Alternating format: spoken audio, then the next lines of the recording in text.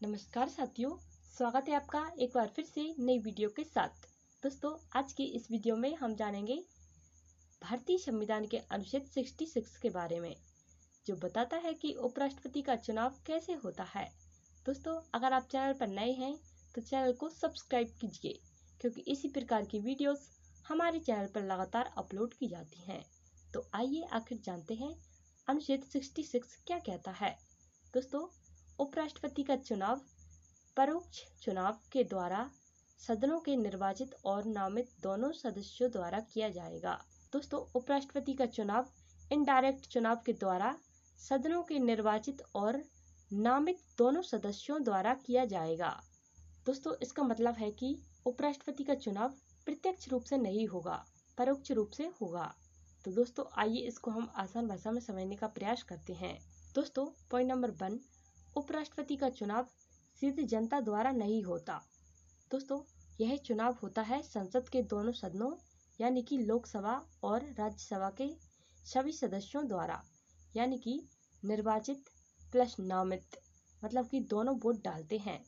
दोस्तों, point number 3 है, voting होती है गोपनीय बैलेट के जरिए और रैंक्ड वोटिंग सिस्टम, मतलब कि प्राथमिकता के आधार पर अपनाया जाता है। मतलब कि जिसकी पहली रैंक आ जाए उसी को प्राथमिकता दी जाती है।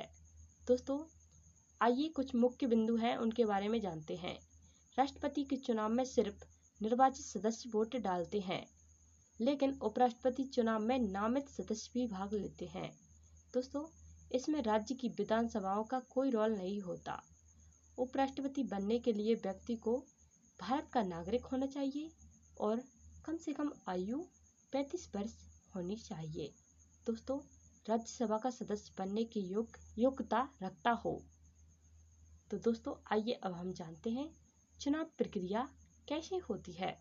दोस्तों, चुनाव आयोग चुनाव की तारीख घोषित करता है, उम्मीदवार नामांकन भरते हैं, सांसद वोट डालते हैं, फिर जिसकी प्राथमिकता के अनुसार सबसे ज़्यादा वोट मिलते हैं वो बनता है उपराष्ट्रपति।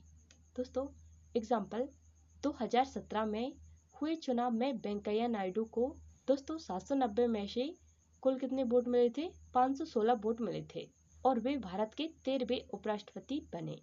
दोस्तों, निष्कर्ष, अनुच्छेद 66 यह सुनिश्चित करता है कि उपराष्ट्रपति का चुनाव संसद के दोनों सदनों द्वारा लोकतांत्रिक तरीके से, साफ सुथरे और गोपनीय तरीके से हो, ताकि संविधान की गरिमा बनी रहे।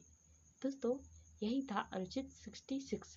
उम्मीद करती हूँ आपको वीडियो पसंद आई होगी।